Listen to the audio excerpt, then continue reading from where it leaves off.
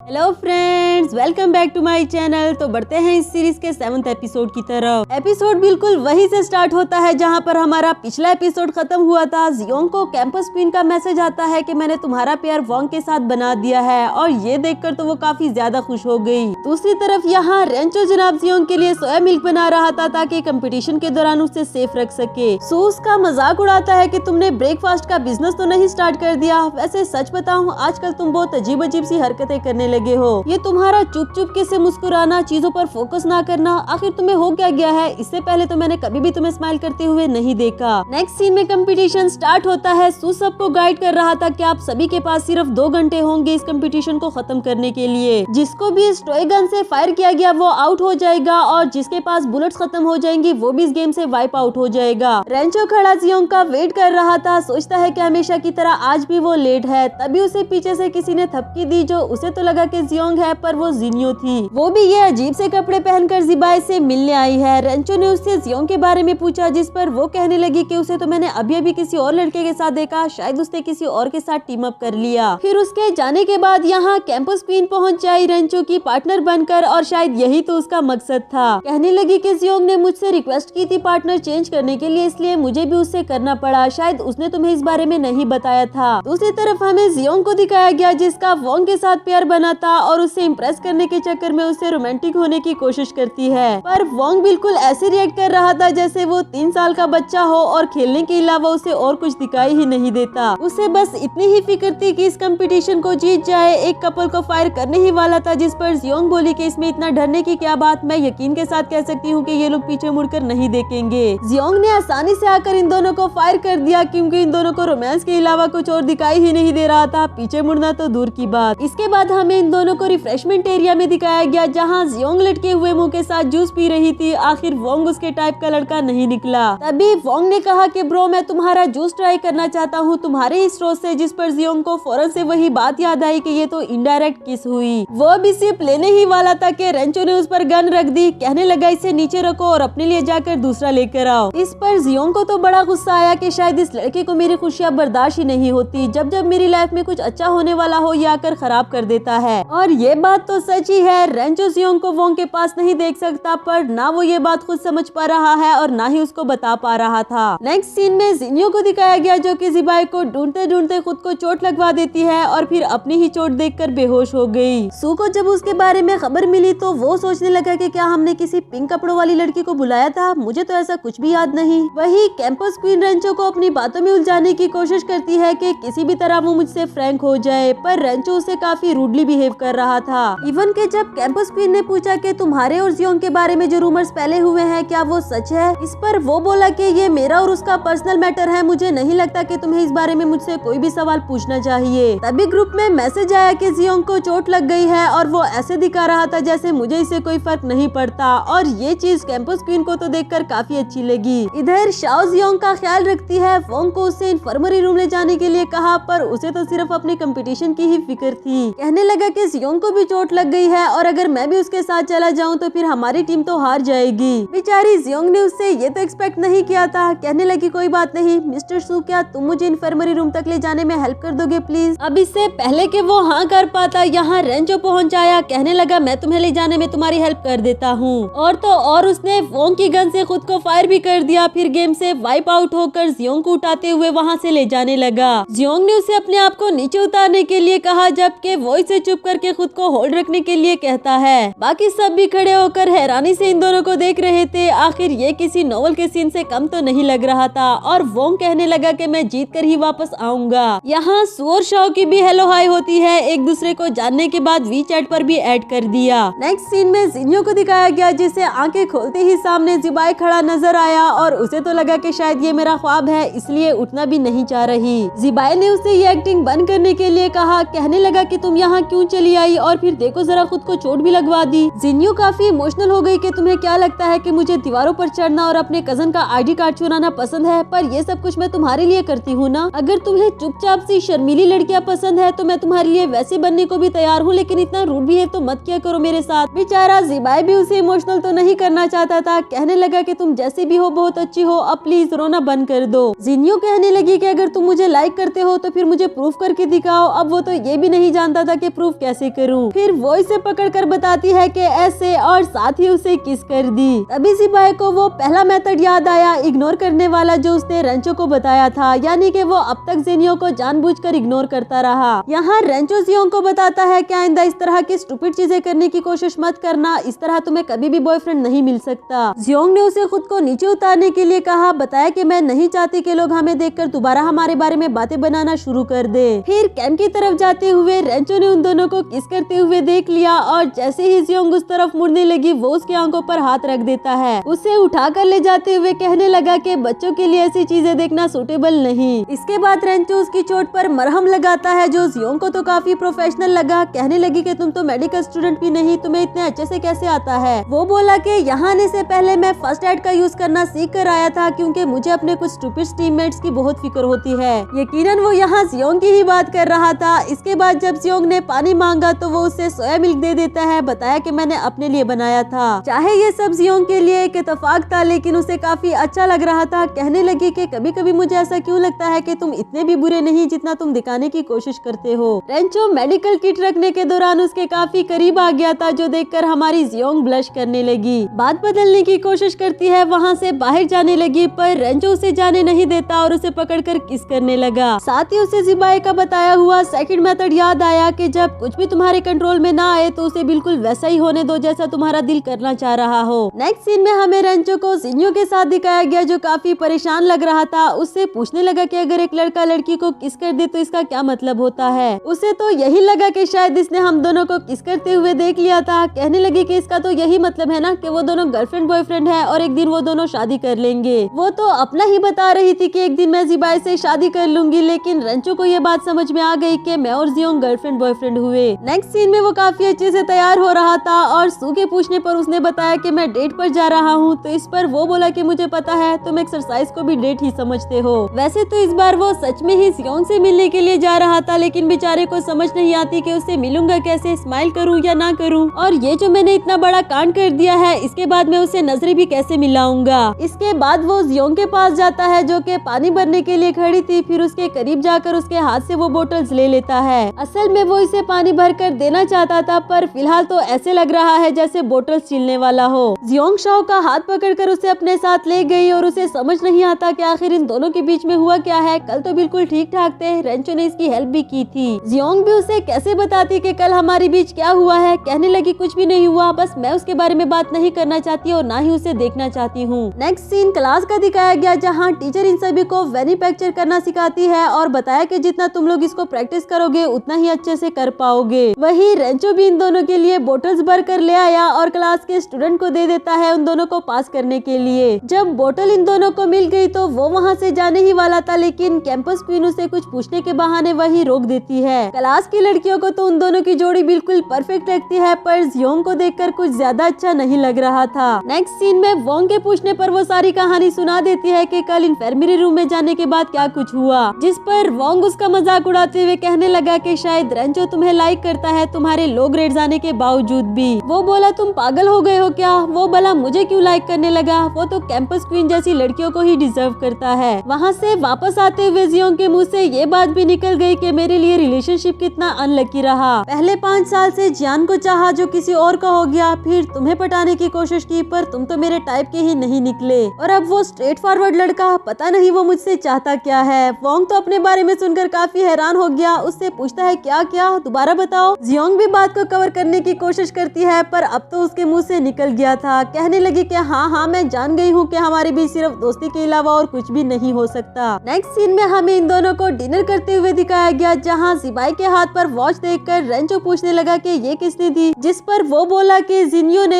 थोड़ी चिपकू जरूर है, लेकिन मैं उसे मजीद परेशान नहीं करना चाहता। रेंचो बोला कि काश मेरी गर्लफ्रेंड भी थोड़ी चिपकू होती, जिबाई को तो पता भी नहीं था कि उसकी कोई गर्लफ्रेंड भी है। जिस पर रेंचो ने बताया कि जियोंग और कौन हो सकती है, वही तो एक लड़की है जिसके लिए मैं अपनी फीलिंग्स को कंट्रोल नहीं कर पाया। इसके बाद जियोंग को दिखाया गया जो अपने हाथ पर वेनिपंक्चर सीखने की ट्राई करती है, पेन होने के बावजूद भी वो कोशिश करती रही। दूसरी तरफ यहाँ ट्रेनिंग के दौरान एक लड़के को अपनी गर्लफ्रेंड का मैसेज आता है, जिस पर उसका दोस्त पूछने लगा कि तुम्हें तो हर बार कोई न कोई लड़की मिल जाती है, ये सब करते कैसे हो, जरा मुझे भी तो बताओ। वो भी मजे मजे से लड़कियों को पटाने के ट्रिक्स बताने लगा और यहाँ रेंचो उन दोनों की बातें सुन लेता है। फिर उसके पास आकर पूछने लगा कि मुझे भी बताओ ये तरीका, मैं भी जानना चाहता हूँ। जबकि वो तो काफी डर गया कि ये मुझे स्विमिंग क्लब से ही ना निकाल दे। अगले सीन में जियोंग जिनियो को ऐसी शर्मीली सी प्यारी प्यारी सी हरकतें करते हुए देखकर हैरान हो जाती है कि तुम यूजुअली तो ऐसी हरकतें नहीं करती। जिस पर उसने बताया कि जिबाई को शर्मीली लड़कियां पसंद है, इसलिए जैसे वो चाहेगा मैं उसके लिए वैसे ही बन जाऊंगी। जिबाई भी उसके हाथ पर चोट का निशान देखकर वजह पूछता है, जिस पर जियोंग ने बताया कि मैं अपने हाथ पर वेनिपंक्चर ट्राई कर रही थी। वो बोला कि तुम्हें अपने किसी फ्रेंड के हाथ पर करना चाहिए, लेकिन हाँ अपने बॉयफ्रेंड के हाथ पर मत करना, क्योंकि उसे पेन होगा तो यकीनन तुम्हें उससे ज्यादा तकलीफ होगी। जियोंग कहने लगी कि तुम्हें कितनी बार बता चुकी हूँ मेरा कोई बॉयफ्रेंड नहीं। जिस पर वो तो हैरान हो जाता है, कहने लगा क्या, रेंचो तो कह रहा था कि तुम दोनों गर्लफ्रेंड बॉयफ्रेंड हो। ये सुनकर जियोंग को तो बड़ा गुस्सा आया, बल्कि उसे सबक सिखाने का भी सोच लिया। इसी के साथ हमारा ये वाला एपिसोड भी खत्म हुआ।